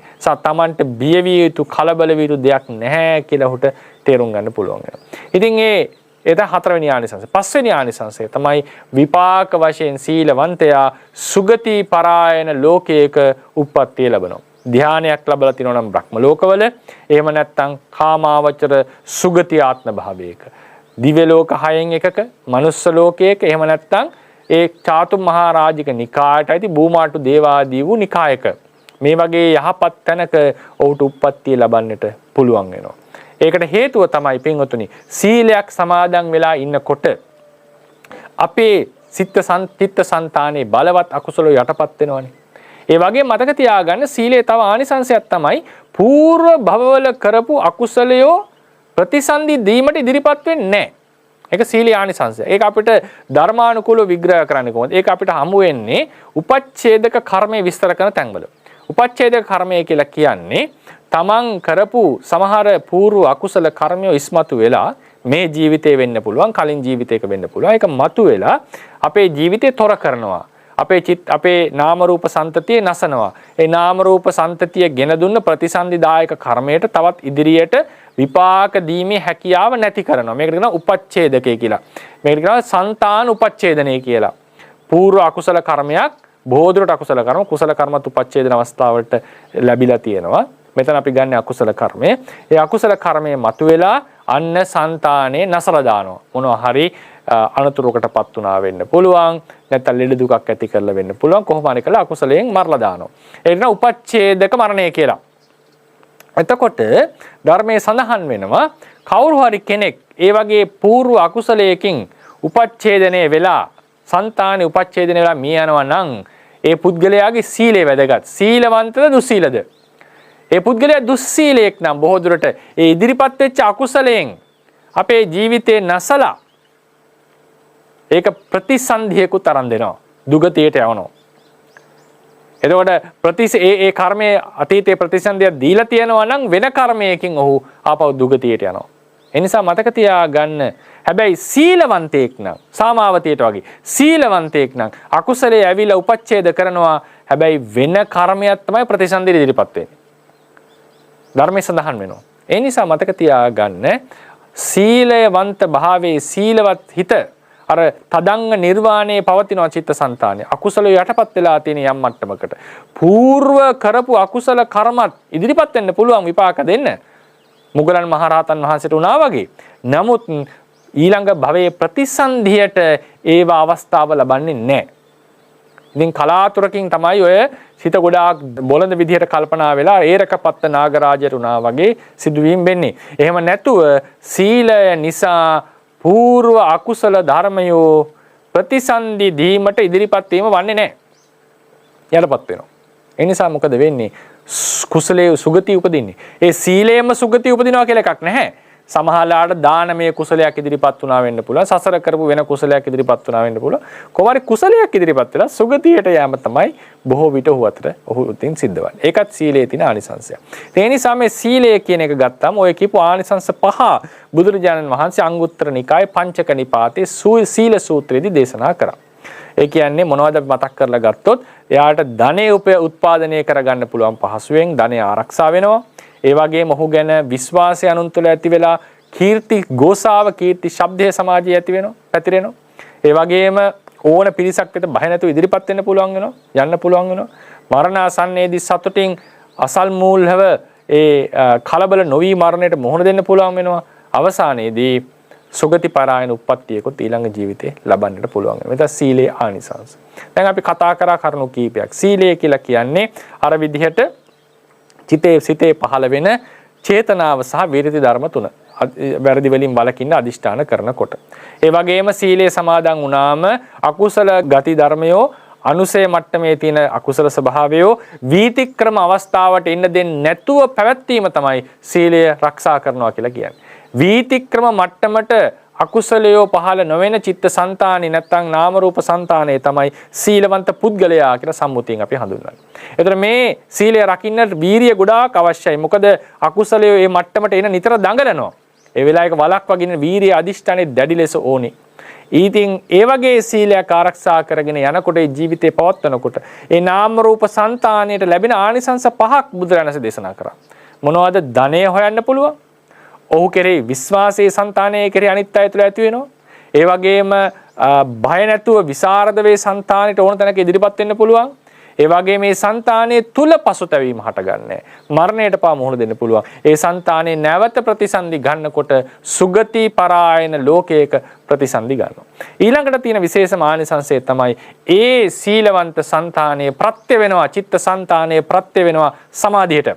මොකද බලවත් අකුසලයෝ දැන් සමාධිය කියලා කියන්නේ අර දෙවනි අවස්ථාවේ අකුසලොත් යටපත් කරගන්න එක. පරිඋත්ථානෙටත් එන්න දෙන්නේ නැහැ. සමාධිමත් හිතෙන් බලවත් පරිඋත්ථාන කෙලෙස් හටගන්නේ නැහැ. වීතික්‍රමණයක් ගැන කවර කතාවද? එහෙනම් වීතික්‍රමණය ඉස්සල්ලා නවත්තලා ඉන්න ඕනේ පරිඋත්ථානය වළක්වන්න කලින්. ඒ නිසා හැබැයි ඒ වීතික්‍රමණය වෙනවා නම් පරිඋත්ථානෙට අනිවාර්යෙන් එනවමයි චිත්තසංතානෙ. කෙලෙස් ටික. එහෙනම් ඉස්සල්ලාම වීතික්‍රමණයේ කාලයක් නවත්තපු సంతානය පිරිසුදු సంతානය ඒ సంతානෙට පුළුවන් සමාධියක් දිනු කරලා කසින නිමිත්තක් බුදුගුණ නිමිත්ත ආනාපාන සතිය අරමුණු කරගෙන අන්න කාලයක් වඩනකොට අර පරිඋත්ථාන කෙලස් ටිකත් යටපත් වෙලා සමාධිමත් සිතකට එන්න පුළුවන්. එන සීලය ලැබෙන ඊළඟ ආනිසංසය තමයි සමාධිය ඇති වෙනවා. සමාධිය ඇති වුණොත් බුදුරජාණන් වහන්සේගේ ධර්මය අනුව පිළිපදිනවා නම් බුදුරජාණන් වහන්සේගේ ධර්මය අනුව මෙනෙහි කරනවා නම් විදර්ශනා ඥානෙට එන්න පුළුවන්. විදර්ශනා ඥානෙට ආපු කෙනාට මාර්ගඵල අධිගමනය කරලා නිර්වාණයට යන්නට පුළුවන්. ඒ නිසා තමයි අපි දේශනාවේ කිව්වේ සීලං සග්ගස්ස සෝපානං සීලං දුග්ගති වාරණං. සීලය කියන එක ස්වර්ගයට ඉනිමගක් වගේ. සීලය දුගතිය වාරණය කරනවා. ඊට පස්සේ සීලය කියන්නේ නිවන් පුරයට තියෙන මාර්ගයක් දොරටුවක්. මොකද හේතුව සීලය මත සමාධිය මත ප්‍රඥාව හේතු කරගෙන නිර්වාණ අධිගමය. ඒ නිසා සීලය කියලා කියන්නේ ඒ වගේ ඊටාම විශේෂ ධර්මයක් කියලා ගුණයක් කියලා අපි සිහි කරගන්නට ඕනේ. අපි සීලවන්ත වෙනකොට අපිට විතරක් නෙවෙයි මතක තියාගන්න. විශේෂයෙන් භික්ෂුන් වහන්සේට වැදගත්. සීලවන්ත වෙනකොට අපට පමණක් නෙවෙයි ආනිසංසය. අපට සිව්පසයෙන් දානමාන ආදී පූජා කරන මිනිස්සුන්ටත් ඒකෙන් ආනිසංස ලැබෙනවා. බුදුරජාණන් දේශනා කරනවානේ මේ සීලය ආරක්ෂා කරන්න මණ්ඩපෙය්‍ය මිදම් භික්කවේ බ්‍රහ්මචරියන් මේ සීලය ආරක්ෂා කරන කෙනාට මේ බ්‍රහ්මචර්යාව හරියට මීපැණි පිඬක් වගේ හරිම මිහිරි හරිම සතුටින් කාලය ගත කරන්න පුළුවන්. ඊට පස්සේ බුදුරජාණන් කියනවා අත්තත්තං වා සම්පස්සමානෝ තමන්ගේ අර්ථය ගැන දැකලා හරි මේ සීලය ආරක්ෂා කරන. මොකද සීලය රකින්නකොට සතුටින් පැවිද්දේ ඉන්නට පුළුවන්. පරත්තං වා සම්පස්සමානෝ මොකද සීලය රැක්කොත් ඔබ අන් අයට සේවය කරන්න හිතනවා නම් බණ කියන්න ඕනේ මෙන්න දේවල් කරන්න ඕනේ ඔබට සිව්පසයෙන් අනුග්‍රහ කරන දායකයන්ට ඔබ කරන ලොකුම අනුග්‍රහය තමයි සීලය රකින්න. ඒ සීලය රැකපු නිසා ඔබට දන් දෙන මිනිස්සුන්ට මහා ආනිසංස ලැබෙනවා. මහත්ඵල මහානිසංස ලැබෙනවා. ඒ නිසා බුදුරජාණන් දේශනා කරනවා මහණෙනි දායකයන්ගේ දාණය මහත්ඵල කරනවා කියන අදහසින් හරි සීලය රකින්න.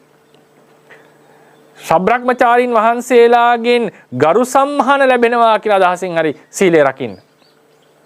මොකද ඒක ඉතා වැදගත්. අපිට මිනිස්සු අපේ ශබ්‍රක්‍මචාරීන් වහන්සේලා ගරු කරනවා කියන එක ඉතාම පහසුවක් අපේ ජීවිතේට.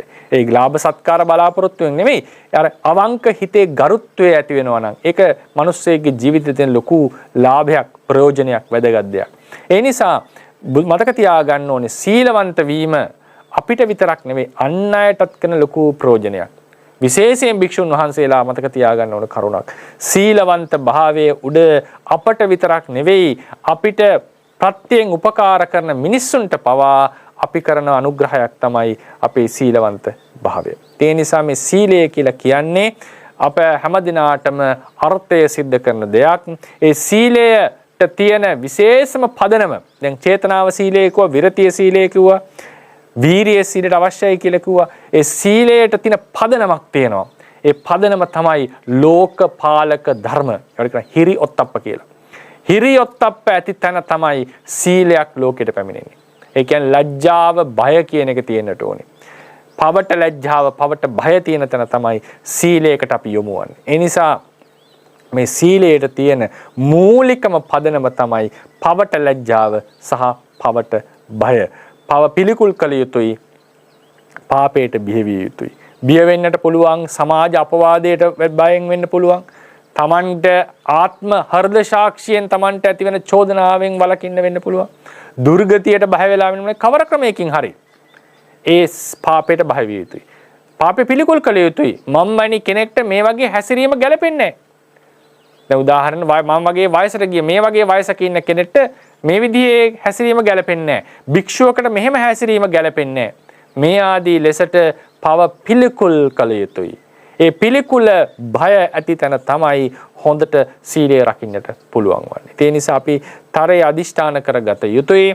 සීලය අපේ සිත් සංතානය ඇතුළ ඇති කරගන්න. ඉතින් අවසාන වශයෙන් කියන සමහර කෙනෙක්ට අනේ ස්වාමින් වහන්සේ සීලයේ වටිනාකම දන්නවා. සීලය ආරක්ෂා කරගන්න මළු සීලය කැඩෙනවනේ. ඒකට වෙන විකල්පයක් නැහැ පින්වතුනි. ඒකට කරන්න ඕනේ පාපේ ආධිනව මෙනෙහි කරන්න. පාපේ ආධිනව මෙනෙහි කරන්න, සීලේ ගුණ මෙනෙහි කරන්න. පාපේ බය ලෙස දකින්න. ඇයි පාපේ බිය විය යුතු ලෙස දකින්න. ඇයි පාපේ පිළිකුල් කළ යුතු ලෙස දකින්න. මේ විදිහට මානසිකාර කරන්න සීලේ ශක්තිමත් වෙනවා. අපේ බුද්ධ ශාසනය සුද්ධ ශාසනයේ තියෙන ප්‍රතිපදාව කොටස් දෙකකින් විස්තර කරන්න පුළුවන්. මොකද්ද? වැරදි දෙහි ආධීනව දැකීමත් හොඳ දෙහි ආනිසංස දැකීමත්. සීලය රකින්නට නම් පාපේ ආධීනව දැකලා සීලී ආනිසංස දකින්න ඕනේ. දිගටම භාවනා කරන සමාධියක් වඩන්න ඕන නම් විසුද්ධි මාර්ගය දේශනා කරනවා. ප්‍රතිහාර කරනවා. මුලින්ම කළ යුතු වන්නේ කෙලෙස් වල ආදීනවේ, අසමාහිත හිතේ ආදීනවේ දැකලා සමාහිත හිතේ ආනිසංසය මෙනෙහි කරන්න ඕනේ. ඒකට තමයි සමාධිය වඩන්න හිත එන්නේ. සමාධිය වැඩුවොත් තියෙන ප්‍රයෝජන මෙනෙහි කරන්නට ඕනේ. දැන් ඊළඟට විදර්ශනා භාවනාවට කන්නොත් විදර්ශනාවේ ආනිසංස සසර බය මෙනෙහි කරන්නට ඕනේ. විදර්ශනා වඩනකොටත් ඒකනේ තියෙන්නේ. සංස්කාරයන්ගේ ආදීනව මෙනෙහි කරනවා. අනිත්‍ය ලෙස, දුක්ඛ ලෙස, අනාත්ම ලෙස දකින්න ඕනේ. ඒ කියන්නේ සංසාරයෙන් ආදීනව දකින්නවා. නිර්වාණයේ ගුණ දකින්නවා. විදර්ශනාව ඇතුළත් මේක වැදගත්. ඒ නිසා මතක තියාගන්න අපේ බුද්ධ ශාසනයෙහි ඉදිරියට යන්න ඕන තියෙන ක්‍රමය හොඳම ක්‍රමය තමයි වැරදි පැත්තේ ආදීනව නැවත නැවත මෙනෙහි කරන්න. හොඳ පැත්තේ ආනිසංස නැවත නැවත මෙනෙහි කරන්න. ඉබේම ඔබ තුළ වීරිය හටගනි. ඉබේම ඔබ තුළ ඕනෑකම හටගනි. ඉබේම ඔබට ගමන යන්නට පුළුවන් වෙයි. ඉතින් ඒ නිසා අපි ආශිර්වාද කරනවා ධර්ම ශ්‍රවණය කරා වූ සෑම සියලු දෙනාටම මේ සීලාදී ගුණයන් ඊටාම හොඳින් ඇති කරගෙන නිර්වාණ මාර්ගයේ ඉදිරියටම ගමන් කොට අපරාජිතව විරාජිතව නිර්වාණයෙන් සැනසෙන්නට හැකියාව ලැබේවා කියලා විශේෂයෙන් අපි ආශිර්වාද කරනවා. අද දවසේදී මේ ධර්ම දේශනාව සිද්ධ කරන්නට යෙදුනේ විශේෂ බලාපොරොත්තුවක් සහිතව මාධවී චමින්දි පතිරණ මැතිණියගේ 41 වන ජන්මදිනයේ නිමිති කරගෙන එතුමියට නිදුක් නිරෝගී දීර්ඝායු සම්පත් ප්‍රාර්ථනා කරමින් තමයි මේ දේශනාව සිද්ධ කෙරුණේ. ඉතින් අපි ආශිර්වාද කරනවා බොහෝ දිනාට ධර්ම ශ්‍රමයට අවකාශ ලබා දෙමින් මේ මාධවී චමින්දි පතිරණ මැතිණිය විසින් තමන්ගේ ජන්මදිනය වෙනුවෙන් සිද්ධ කරන්නට යෙදුනා වූ මේ කුසල සම්භාරය හේතු කරගෙන තමන්ට ලැබුවා වූ ජන්මදිනයේ සුබ ජන්මදිනයක්ම වේවා, සුබ නව වසරක්ම වේවා. උතුම් ලෙස තවත් ප්‍රතිපත්ති ධර්ම පූර්ණේ කරගන්නට හැකියාව ලැබේවා. ලෞකික ප්‍රාර්ථනා සමෘද්ධ වන වර්ෂයක් වේවා. බුද්ධ ශාසනය පදනම් කරගෙන උතුම් ලෙස ප්‍රතිපත්ති ධර්ම පූර්ණේ කරගෙන මෙලව දියුණුව පරලොව සුගතිය කෙලවර නිවනින් සැනසෙන්නටම හැකියාව ලැබේවා කියලා විශේෂයෙන් අපි ආශිර්වාද කරනවා. ඒ වගේම මාහත් එතුමියගේ ප්‍රාර්ථනාවක් තියෙනවා. තමන්ට මෙලව මාර්ගඵල ලබා පරලොව සම්‍යක් දෘෂ්ටික දෙවියන් අතරට පැමිණ නිවන් අවබෝධයේ පිණිසත් මේ කුසලයේ හේතු වේවා කියලා. ඒකත් ඉතාම වැදගත් පින්වතුනි. පින්කම් කරනකොට අපේ හිතවල ප්‍රාර්ථනා තියෙන්නට ඕනේ. ඒ වගේ ප්‍රාර්ථනා අතර විශේෂ ප්‍රාර්ථනාවක් තමයි මේ ජීවිතේදීම මාර්ගඵල ලැබෙනවා නම් එසේ වේවා. නොලැබුණත් Taman සම්‍යක් දෘෂ්ටික පිරිස අතර උපදින්නට ප්‍රාර්ථනා කිරීම. ඉතින් මේ මාධවී මැතිණියගේ ප්‍රාර්ථනාව මෙලව ජීවිතයේදී මාර්ගඵල ලබා සම්‍යක් දෘෂ්ටික දෙවියන් අතර උප්පත්තිය ලබන්නට ඉතින් මේ ප්‍රාර්ථනා විශේෂම ඉෂ්ට සිද්ධ වේවා. මෙලව ප්‍රතිපත්ති ධර්ම පූර්ණේ කොටගෙන පරලෝකයේදී සම්‍යක් දෘෂ්ටික දෙවියන් අතර උපත ලබා ඉක්මනින්ම මාර්ගඵල අධිගමනය කිරීමට ඇයට මේ කුසලයේ හේතු වේවා, වාසනාව වේවා කියලා විශේෂයෙන් අපි ආශිර්වාද කරනවා. ඒ වගේම සඳහන් වෙනවා නිවන් අවබෝධයේ පිණිස වීරිය කහිත පුරුෂාත්ම භාවයක් මතු භවයේ ප්‍රාර්ථනා කිරීමකුත් සිද්ධ වෙනවා. ඉතින් එයත් ඒසම සිද්ධ ඉෂ්ට සිද්ධ වේවා කියලා අපි එතුමියට විශේෂයෙන් ආශිර්වාද සිද්ධ කරනවා. සනුක සනුධික පුතුගේ නිදුක් නිරෝගී භාවයත් වර්ධනය වේවා. ප්‍රියන්ත මුණසිංහ ගයුරි තෙසක්යා හා සුජීවත්ව සිටින දෙපාර්ශවයේම මව්පස පියපස සියලු දෙනාටම නිදුක් නිරෝගී දීර්ඝායු සම්පත් ලැබේවා කියලා ආශිර්වාද කරනවා. ඉතින් ඒ සියලු දෙනාටම මෙලව දිනුව පරලොව සුගතිය කෙලවර නිවනත් ජීවත් වෙන තාක්කල් නිදුක්ව නිරෝගීව ප්‍රතිපත්ති ධර්ම පූර්ණේ කරගෙන ලෞකික ආධ්‍යාත්මික දියුණුවත් සැලසේවා කියලා විශේෂයෙන් අපි ආශිර්වාද කරනවා. ඒ වගේම දේශකයන්න් වහන්සේටත් නිදුක් නිරෝගී සුව ප්‍රාර්ථනා කළා තිනවා. අපත් ඒ ඊටාම සතුටින් අනුමෝදන් වෙනවා. ඒ වගේම ධර්ම ශ්‍රවණය කරා වූ ධර්ම දේශනාව සහභාගී වුණා වූ ස්වාමින් වහන්සේලා ගිහි පින්වතුන් ඇතුළු සියලු දෙනාටත් ඒ ප්‍රචාරණ කටයුතු සිද්ධ කරන අපේ ආයතනයේ ඉන්න ඒ දරුවන් තුන් දෙනාටත් ඒ වගේම පිටරටවල සිට මේ ධර්මයේ ප්‍රචාරය කිරීමට උපකාර වන තාරක මහත්මයා ඇතුළු සෑම සියලු දෙනාටමත් අපි විශේෂයෙන් ආශිර්වාද කරනවා. ධර්ම ශ්‍රවණය කරා වූද ධර්ම දේශනාව අනුමෝදන් වුණා වූද සහභාගී වුණා වූද සියලු දෙනාටම මේ කුසලානුභව බලයෙන් නිදුක් නිරෝගී දීර්ඝායු සම්පත් අත්වේවා. කරන කියන රැකී ආරක්ෂා කටයුතු වෙලහෙළඳාම් කටයුතු දරුවන්ගේ අධ්‍යාපන කටයුතු සියල්ලක්ම සර්ව ප්‍රකාරයෙන්ම සාර්ථක භාවයට පත් වේවා. හෙරණ හුස්ම රැල්ලක් පාසා ගෙවෙන තත්පරයක් පාසා තබන පියවරක් පාසා රත්නත්‍රයේ සතු අසීමිත ගුණානුභව බලයෙන් නිරතුරු ආරක්ෂාව සැලසේවා. ගිනි ජල වස විස විපත්ති වලකීවා. තමන්ගේ යම් ලෞකික ප්‍රාර්ථනා තිබේ නම් ඒ සියල්ලම කල්ප වෘක්ෂයකින් භද්‍ර ඝටයකින් මෙන් සමෘද්ධ වේවා. එයින් පමණක් සෑහීමටපත් නොවි සත්‍තිස් බෝධිපාක්ෂික ධර්ම දියුණු කර ගැනීමට හිත නැඹුරු වේවා. ධර්මඥාන භාවනාඥාන දියුණු වේවා. පෙරපස මෝරණ සඳක් මෙන් ගුණ ධර්ම දියුණු කරගෙන උපනුපනාත්ම භාවයන්හිදී දෙවි මිනිස් ආදී සුගති සම්පatti උප්පත්තිය ලැබමින් කල්යාණ මිත්‍ර ආශ්‍රය ප්‍රතිරූප දේශ වාසය ත්‍රි හේතුක ප්‍රතිසන්දිය ජාති ස්මරණ ඥානේ සහ සම්‍යක් දෘෂ්ටිය උපත ලබා සෝසේ පාරමී සපුරා හැම දිනාටම මහා නිවනින් සැනසෙන්නට මේ කුසලයේ හේතු උපනිශ්‍රේ වේවා කියලා අපි ආශිර්වාද කරනවා. ඒ වගේම මේ මාධවී චමින්දි පතිරණ මැතිණියගේ නමින් මිය පරලොව ගියා වූ ඥාති වර්ගයාද ඒ වගේම ධර්ම ශ්‍රවණය කරා වූ සෑම සියලු දෙනාගේම නමින් මිය පරලොවගේ ඥාති වර්ගයාද මේ පින් අනුමෝදන් වීමෙන් එයින් දුකටපත් වූ දුකෙන් අත මිදෙත්වා සැපයටපත් වූ සැපයෙන් අභිවර්ධනය වෙත්වා කෙලවර නිවනින්ම සැනසීම ලබත්වා කියලා සාදු කියා පින් අනුමෝදන් කරමු. ආත්මාරක්ෂක වූද ලෝකපාලක වූද සම්‍යක් දෘෂ්ටික දිව්‍ය රාජ මණ්ඩලය මේ පින් අනුමෝදන් වීමෙන් දෙවියෝද දිව්‍යමය ආයු වර්ණ සැප බල ප්‍රඥාවන්ගෙන් වැඩෙත්වා බුද්ධ ශාසනයේද චිරාත් කාලයක් ආරක්ෂා කොට දෙවියෝද ප්‍රාර්ථනීය බෝධි ඥාන වලින් නිවනින්ම සැනසීම ලබත්වා කියලා පින් අනුමෝදන් කරමු. හිතාහිත මැදහත් සකල ලෝක සත්වයා මේ පින් අනුමෝදන් වීමෙන් නිදුක් වෙත්වා නිරෝගී වෙත්වා සුවපත් වෙත්වා මිසදිටු ගත්තෝ සමිදිටු වෙත්වා තිසරණ සරණ යෙත්වා කෙලවරමා මහ නිවනින්ම සැනසීම ලබත්වා කියලා පින් අනුමෝදන් කරමු. මෙසේ ප්‍රාර්ථනා පිහිටුවාගෙන දෙවියන්ට ඥාතීන්ට පින් පෙත් අනුමෝදන් කරමු.